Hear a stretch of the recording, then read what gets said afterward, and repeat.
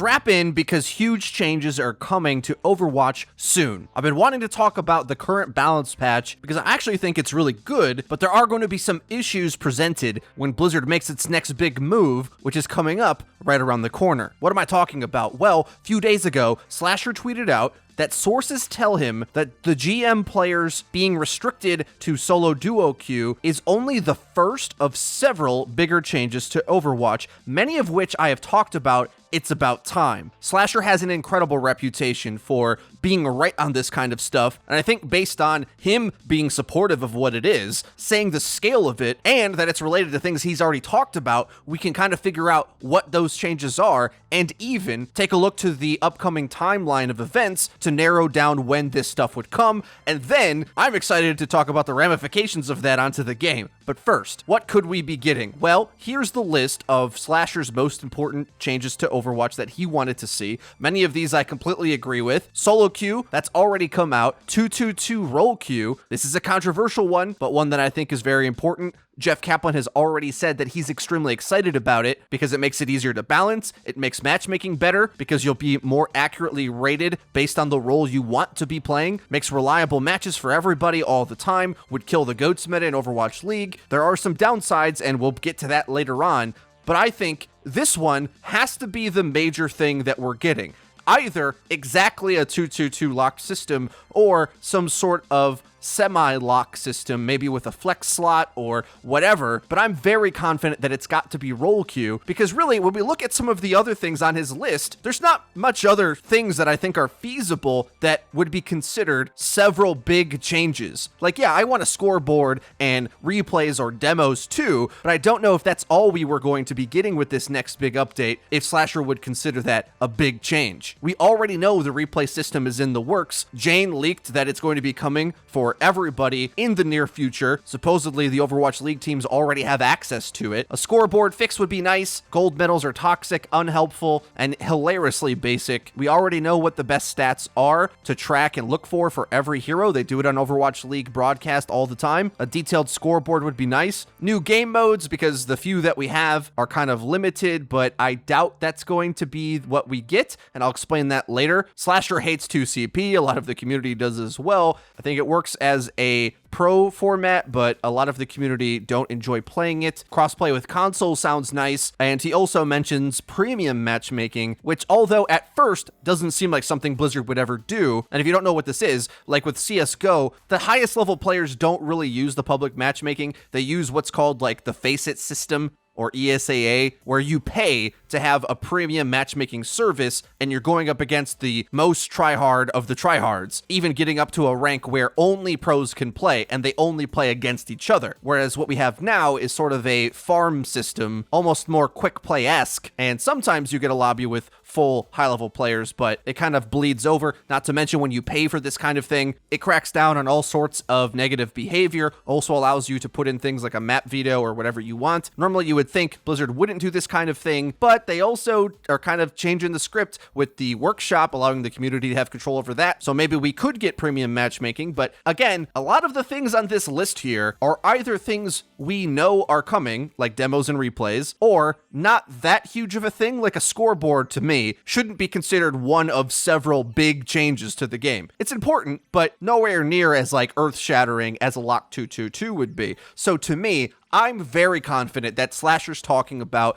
an overhaul to the way you queue for ranked, probably a role queue of some kind. They might rename it, make it their own, possibly, but they might just go straight up simple locked 2-2-2 for ranked. At the same time, we also may be getting the replay system, a scoreboard overhaul, and more. Only time will tell. So that's the what. Now let's try to hone in on the when. Well, we know the anniversary event is coming up. Third week of May. Last 2 years, it's been on the 22nd or the 23rd. And just think about it. Doesn't it seem like an incredibly good time for Jeff Kaplan to get on a developer update on the game's anniversary to release the ranked overhaul that many of us have been begging for? It would be like an anniversary present to the community who's put up with it for so long. Of course, this also lines up with the summer update, or perhaps, let's look at the calendar. Overwatch League Stage 2 finals will be on Sunday, May 12th, and just a short few days later, the All-Star event will be wrapping up May 16th. And that date should ring a bell because it is the date that lines up with what Maximilian said in his leaked archives audio log talking about Doomfist being in Singapore in 2 weeks' time.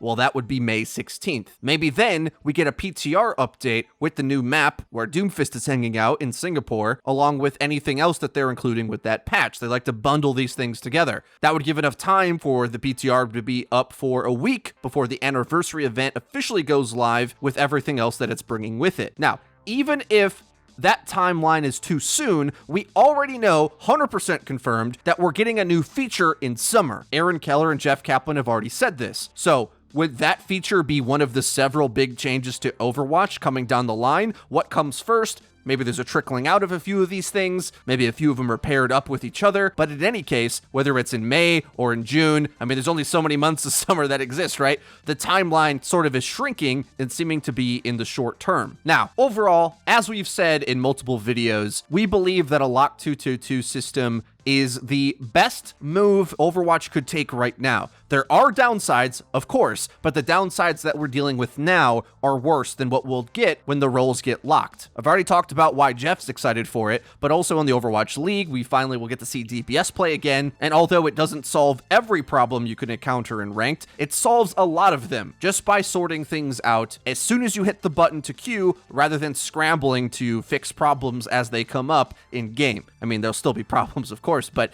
at least what roles your team and the enemy team will have will always be balanced. That's the good thing. And the SR adjustment system can be a lot more accurate when you're locked into your role with the necessary teammates around to support you, and I think it adds for the best gameplay possible. And the reason why I say that is because early on, when Overwatch came out, there was a lot of talk about the game modes that Overwatch was going to have. All of them are very simple. Push this payload or stand on this objective to cap it. And I'm paraphrasing, but the devs at the time said something like the heroes were supposed to be the focus. Their abilities and interactions and making cool things happen with the team fights is the point of Overwatch. And the objective is there to have something to fight over, of course, but it's purposely very simple so that it can ideally be kind of on the back foot, not the forefront of the focus of the game. The problem is, in the Overwatch League, because of how the power creep has escalated over time, even though Goats Comp is quote-unquote counterable in terms of the deathmatch sense and the interactions of all these cool abilities that other characters can have to manipulate it, it plays the objective so well that despite it being quote-unquote counterable, it's still the most efficient way to win the point of the game,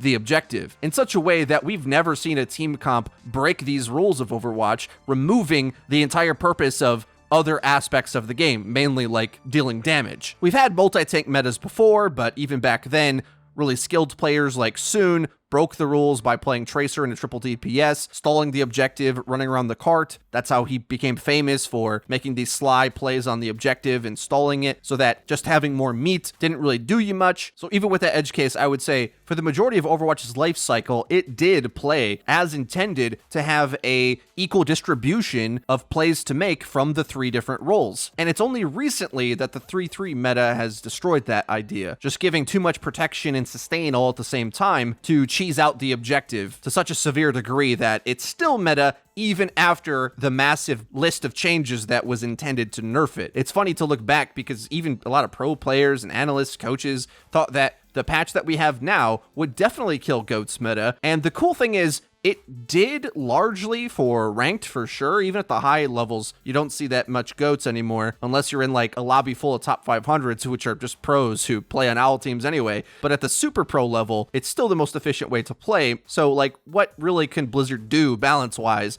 beyond break the characters in a different direction just to force pros to do something else? That has ramifications on the casual player base that aren't advised. So in comparison, a role lock seems a lot more reasonable, because people are playing 2-2-2 now a lot of times anyway. But I will note that this will need some massive changes to the game, because like in the gameplay that I had playing in the background this whole time, my Wrecking Ball just running over a Ryan Zarya comp. There's a major problem with Overwatch in that in order to have everything attempt to have parity, characters have been superpowered so that they can do their job, but in order to have any chance to combat some of these crazy playstyles, other characters, like let's say Sombra, has also been superpowered in order to easily deal with them. Characters like Doomfist and Ball right now would be unstoppable if Sombra wasn't in the game and so strong, in my opinion. They're too fast, they have too much health, and it's so easy to support them. We would be in a hyper dive meta, and already kind of are, because I think Hammond is the best tank in ranked right now, and outside of Goats comp, he sees a lot of play even in the pro level right now, even with Sombra Goats and normal Goats being as strong as it is. So this presents us a problem because this type of character,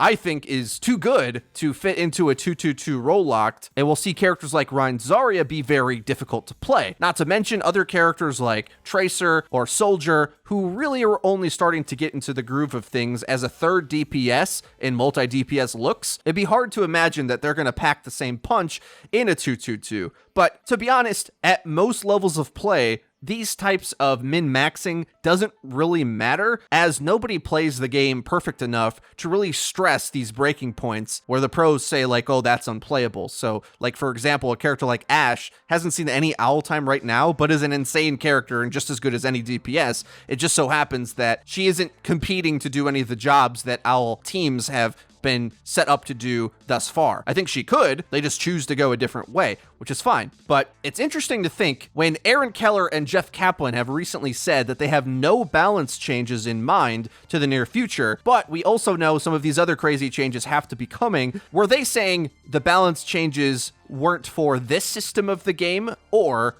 when we get, let's say, a role lock, will they do a whole host of sweeping changes to get the game to fit in that direction a bit better? It's hard to tell. Will they just sort of lock the roles and see what happens and fix it afterwards? That's fine. Any change forward, I think, is good. It'll be interesting to see where that falls. Well, guys, I dropped a lot onto your plate for today's video, and we easily could go on and on talking about characters like Brigitte or Roadhog, who struggle to compete for their own role, but usually take up a DPS role or sort of crazy flex roles in high-level team comps. But I think I'll save the more in-depth conversations when we actually get these big changes around the corner and have a better grip of what the ramifications are. But in any case, I'm excited to see it. Overwatch is going big in 2019. I can't wait. Let me know your thoughts in the comment section down below. And if you enjoyed the video, please be sure to give it a like. It really does help us out, lets us know that you're enjoying the content. And if you haven't already, please subscribe and be sure to hit the bell icon so that you get notified when our videos go live. Link to the description is our Twitter, where we tweet out news, updates, and dank memes. That's been it for me. I've been Freedo for your Overwatch. I'll see you guys next time.